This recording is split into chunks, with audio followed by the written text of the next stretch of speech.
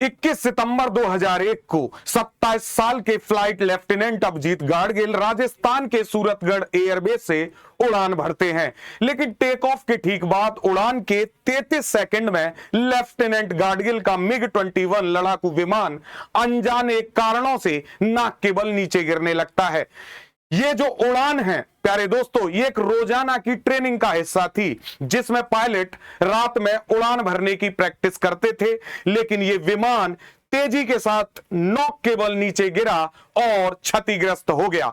इस दुखद हादसे में लेफ्टिनेंट गाडगिल की जान चली जाती है और इसके बाद वायुसेना की जांच शुरू होती है।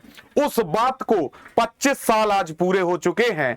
लगभग 25 सालों के इस समय में एक बदलाव आया है और आज हम देखेंगे कि किस तरीके से MiG-21 विमान, जिसको उड़ता ताबूत कहा जाता था, आज रिटायर होने वाला है। आज की क्लास में हम इसी पर बात करेंगे। नमस्कार, मैं हूं कुमार पंकज और आप आ चुके हैं जॉब ग्रेड IAS के प्रीमियम प्लेटफॉर्म पर, यूट्यूब क्लासेस पर। प्यारे दोस्तों, आज का हमारा टॉपिक है उड़ते ताबूत को अंतिम सलाम, MiG-21 की अनसुनी दास्तां। क्या है वजह कि एक विमान, एक फाइटर जेट जो भारत के लिए सबसे बड़ी एसेट हुआ करता था, जिसका इस्तेमाल करके भारत ने दो युद्धों को लड़ा, और इतना ही नहीं, उसके बाद 1999 में या फिर 2019 में जब हमने पाकिस्तान पर एयर स्ट्राइक की, तब भी इस विमान की स्क्वाड्रन को बैकअप के लिए रखा गया था। क्या है इसकी पूरी कहानी, कैसे शुरू हुई ये चर्चा, जानेंगे विस्तार से। क्लास को अंतिम तक देखिएगा प्यारे दोस्तों।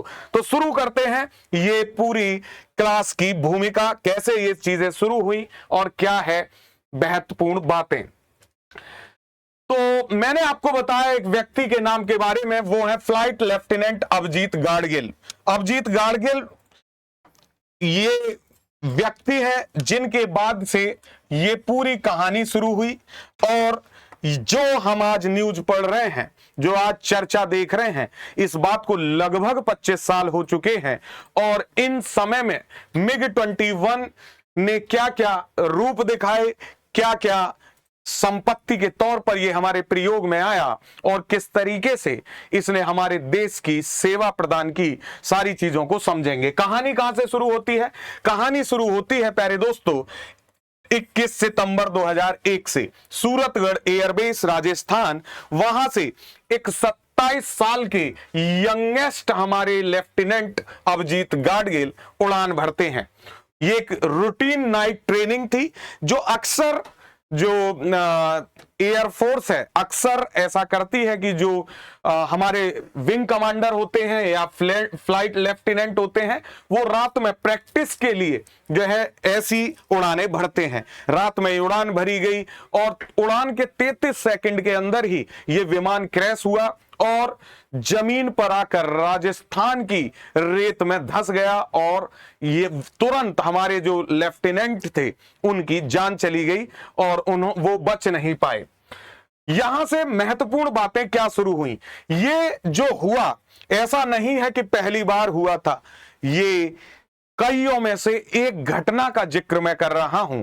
और आपको अगर आंकड़े बताऊं तो आंकड़ों के अनुसार लगभग ऐसी दुर्घटनाएं 200 से ज्यादा बार हुई और लगभग 100 विमान पूरी तरीके से क्षतिग्रस्त हुए, और इसमें 60 से आसपास लोगों को या तो घायल हुए या तो मृत्यु हुई। और इसी कारण इस विमान को मीडिया के द्वारा फ्लाइंग कॉफिन या फिर उड़ता ताबूत की संज्ञा दी जाने लगी, या फिर इसको विडो मेकर भी कहने लगे थे, क्योंकि इसमें जान ज्यादा जा रही थी।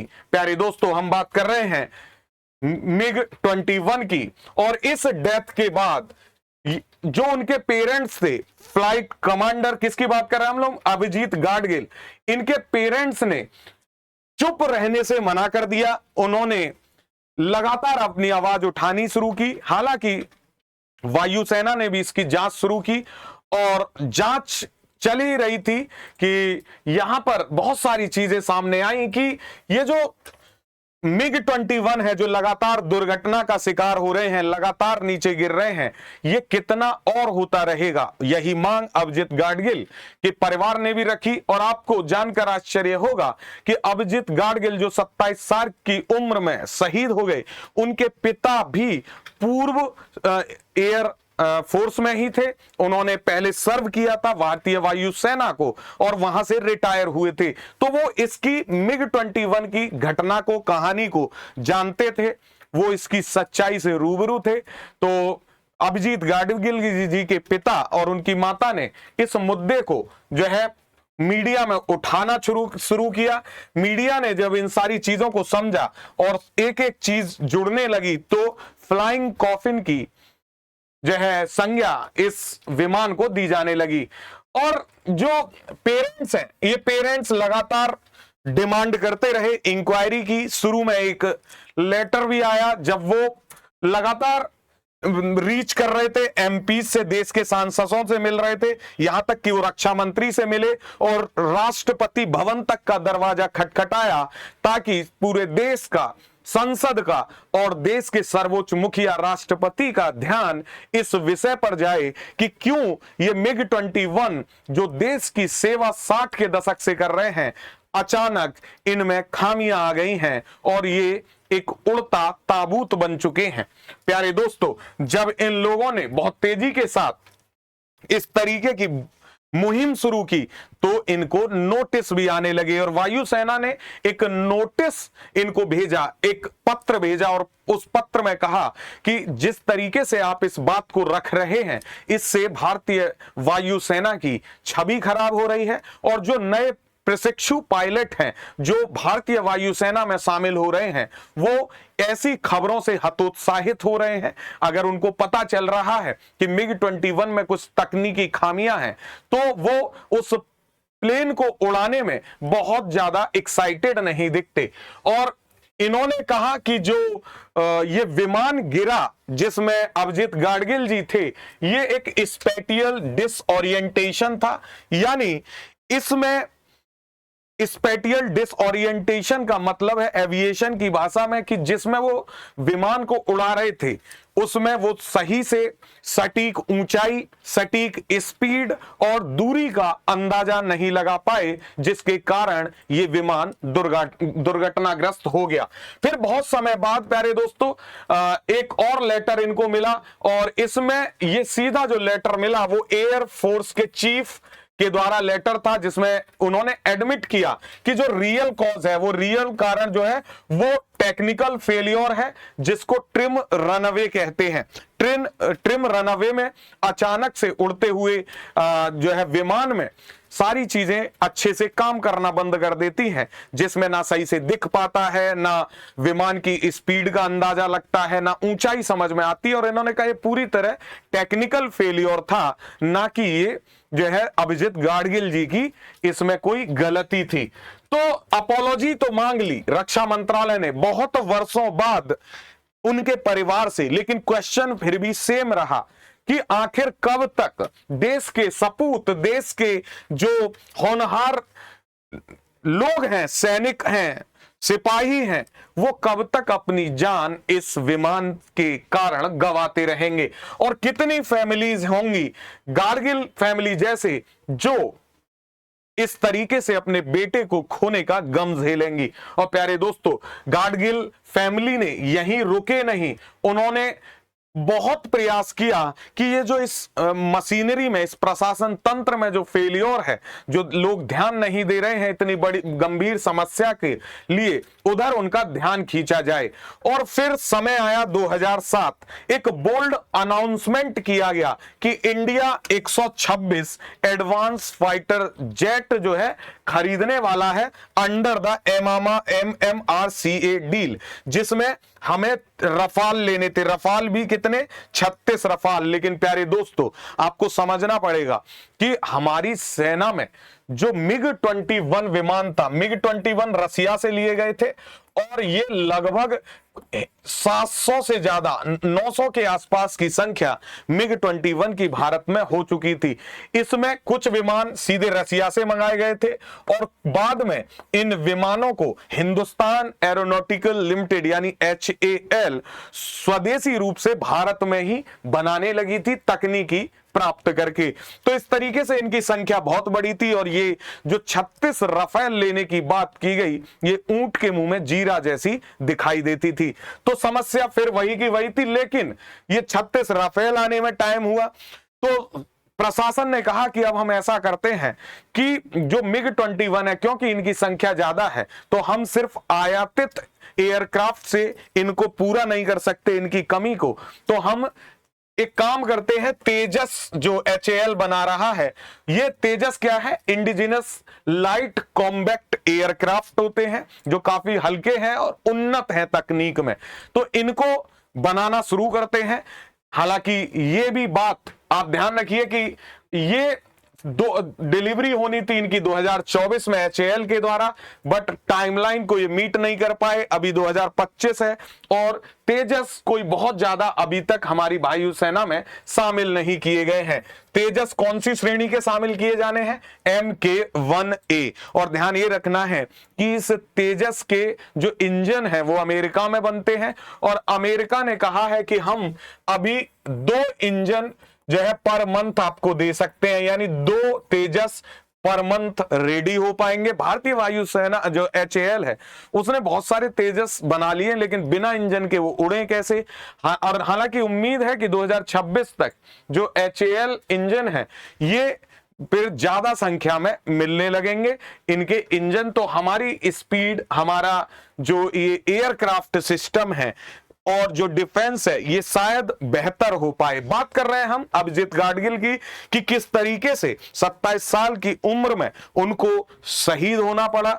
उनकी फैमिली ने एक लंबा समय एक मुहिम चलाई, एक दुख झेला, एक दंश झेला, ऊपर से प्रशासनिक अधिकारियों के इस तरीके के पत्र कि आप जो है वायुसेना की छवि को खराब कर रहे हैं, और उनको कहीं से भी संतुष्ट जवाब ना मिलना अपने आप में दिखाता है कि किस तरीके से उनको सफर करना पड़ा होगा लंबे समय, क्योंकि हमारे यहाँ लंबे समय तक पब्लिक अकाउंटेबिलिटी नहीं थी और लॉन्ग टर्म प्लानिंग नहीं थी किसी भी तरीके की। आपको हमारे यहाँ देखने को मिलेगा कि रक्षा में राजनीतिक डिलेज होते हैं, पॉलिटिकल डिलेज रहते हैं, लैक ऑफ कोऑर्डिनेशन होता है मिनिस्ट्रीज के बीच में, और इसी वजह से बहुत लंबे समय तक हम अपने बेड़े में सेना के मिग 21 को रिप्लेस नहीं कर पाए और हम उन्हीं पुराने एयरक्राफ्ट को यूज करते रहे। हालांकि आज हम ये न्यूज क्यों पढ़ रहे हैं, क्योंकि जो ये मिग 21 है इसके बारे में अनाउंसमेंट की गई है कि सितंबर 19, 2025 को इन मिग विमानों को पूरी तरीके से रिटायर कर दिया जाएगा। और आपको याद होना चाहिए कि आपको ये बात कितनी पुरानी है, अभिजीत गाडगिल जी के समय की। लंबा 25 सालों का ये जो है प्रतीक्षा रही कि मिग 21 को हटाया जाए ताकि देश के सपूतों की रक्षा सुनिश्चित हो सके। अब ये इतने लंबे समय बाद 24 साल बाद ऐसा हो रहा है कि सितंबर 19, 2025 को मिग 21 को पूरी तरीके से रिटायर कर दिया जाएगा। अभी भी 25 मिग विमानों को भारतीय सेना में प्रयोग किया जा रहा है, उनको इस्तेमाल में लाया जा रहा है, लेकिन इस डेट के बाद सितंबर 19, 2025 के बाद इनको प्रयोग में नहीं लाया जाएगा। एक बड़ी ही कोइंसिडेंस वाली बात यह है कि जिस स्क्वाड्रन की हम बात कर रहे हैं जहां राजस्थान से इनको रिटायर किया जाएगा, वो वही स्क्वाड्रन है जिससे संबंधित थे अभिजीत गाडगिल। अभिजीत गाडगिल इसी स्क्वाड्रन का हिस्सा थे, इसी विमान को उड़ाते हुए वो शहीद हुए और अंतिम विमान वही होगा जिसको उन्होंने उड़ाया था, तो वही रिटायर किया जाएगा। हालांकि इसमें बहुत खुशी की बात नहीं है कि चलिए फाइनली मिग 21 से पीछा छूट गया। प्यारे दोस्तों, हमें मिग 21 की उन सेवाओं को याद रखना होगा जिसने हमें 65 और 71 की लड़ाइयों में बेहतर सेवाएं दी और हमें जितवाया भी। इस विमान ने कई दशकों तक हमारे देश की रक्षा प्रणाली को, एयर डिफेंस को मजबूती प्रदान की है और जब भी इसकी आवश्यकता पड़ी है इसने बेहतर परफॉर्म किया है। यह बात अलग है, समय के साथ इसकी तकनीकी पुरानी होती गई, इसकी मरम्मत नहीं हो पाई और इससे संबंधित जो एडवांस टेक्नोलॉजीज हो सकती थी वो डेवलप नहीं हो पाई। समय के साथ हर एक चीज एक दिन पुरानी होती है, लेकिन इसका मतलब ये नहीं है कि उसका कोई महत्व ना हो, उसकी कोई वैल्यू ना हो। MiG-21 भले ही उड़ता ताबूत कहा जाता रहा हो, लेकिन एक समय ऐसा भी था जब ये घोड़ा कहा जाता था, सबसे तेज कहा जाता था, सबसे फास्ट कहा जा सकता था। और पूरे आप महाद्वीपों में देखें तो लगभग 4 महाद्वीपों में इसको इस्तेमाल अभी भी किया जा रहा है। हालांकि उन्नत जो विकसित जो अर्थव्यवस्थाएं हैं उन्होंने इसको पहले ही रिटायर कर दिया था, लेकिन फिर भी ये बहुत इंपॉर्टेंट विमान रहा भारत के लिए, जिसने अपनी सेवाएं कई दशकों तक दी। आप इस बारे में क्या समझते हैं मुझे ये जरूर बताइएगा कमेंट करके। और ये बात भी समझिएगा कि is patriotism only about saluting the uniform और also about strengthening the system that protect those in it. ये मैं क्यों पूछ रहा हूं आपसे, क्योंकि प्यारे दोस्तों कल को आप लोग प्रशासन में जाएंगे, कल को आप लोग प्रशासनिक अधिकारी बनेंगे, तो क्या जो MiG-21 की स्टोरी है ये क्या सिर्फ एक एयरक्राफ्ट की स्टोरी है या फिर ये उससे कहीं आगे है? प्रशासन की लचर व्यवस्था, डिसीजन मेकिंग में डिलेड और ऐसी बहुत सारी चीजें जो सिस्टम में गैप को डेवलप करती हैं, क्या ये प्यारे दोस्तों चिंता का विषय नहीं है? ये भी जरूर बताना है। और एक चीज ध्यान रखनी है कि जरूरी नहीं है कि राष्ट्रवाद सिर्फ वर्दी पहन के आए, राष्ट्रवाद वर्दी पहन के आए ऐसा आवश्यक नहीं है। राष्ट्रवाद अनुशासन में रहकर अच्छे से डिसीजन मेकिंग करके और अपने देश के प्रशासन को मजबूत करके भी राष्ट्रवादी बना जा सकता है। आपका इस बारे में क्या कहना है कमेंट करके जरूर बताइएगा। ऐसी ही वीडियोस देखने के लिए चैनल को सब्सक्राइब कर लीजिए। Thank you so much for watching job grade IAS। Have a great day ahead. जय हिंद।